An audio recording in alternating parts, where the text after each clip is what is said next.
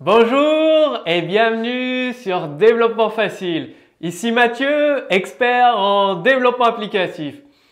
Dans cette nouvelle vidéo, vous allez continuer à améliorer vos compétences avec le framework AngularJS, donc un framework créé par l'équipe Google, très puissant pour créer vos applications JavaScript HTML5.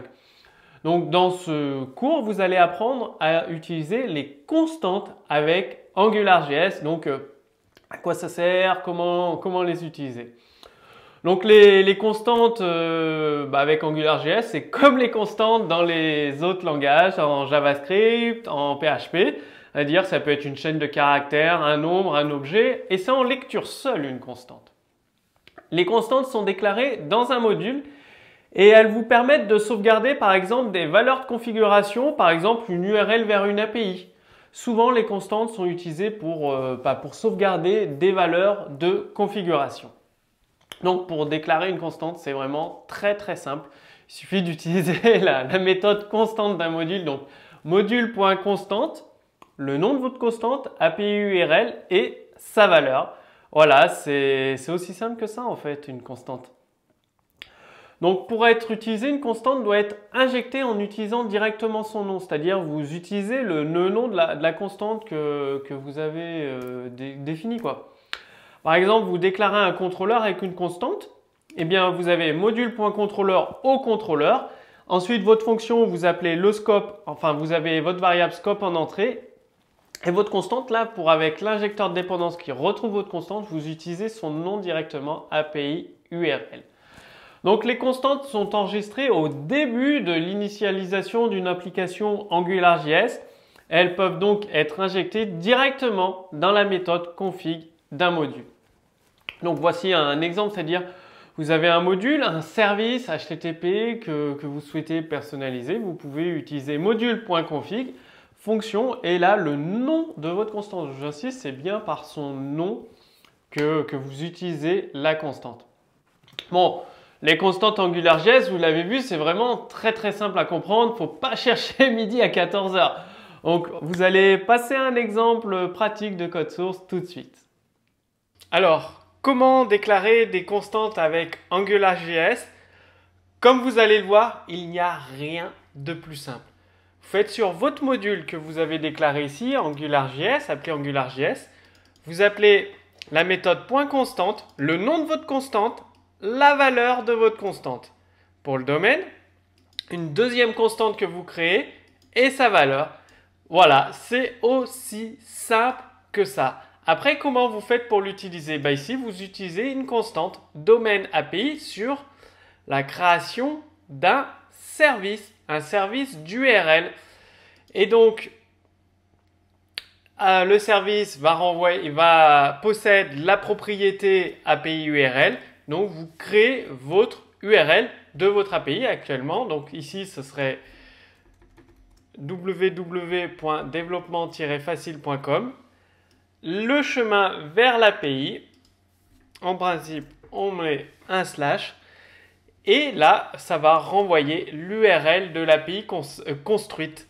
Et vous avez deux constantes que vous pouvez réutiliser comme vous le souhaitez dans le code. Par exemple, on peut la mettre dans le titre. Tiens, on va mettre le nom de domaine du domaine dans le titre, plus, voilà.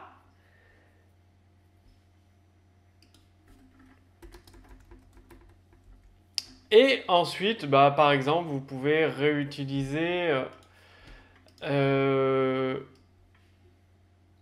dans le titre l'API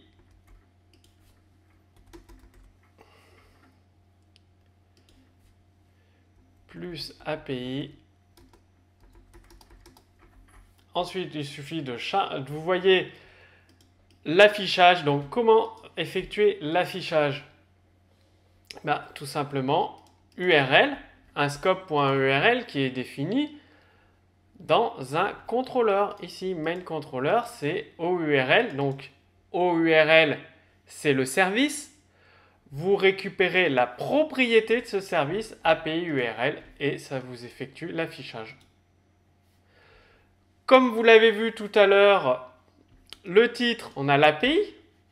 API, elle est ici. dans Title.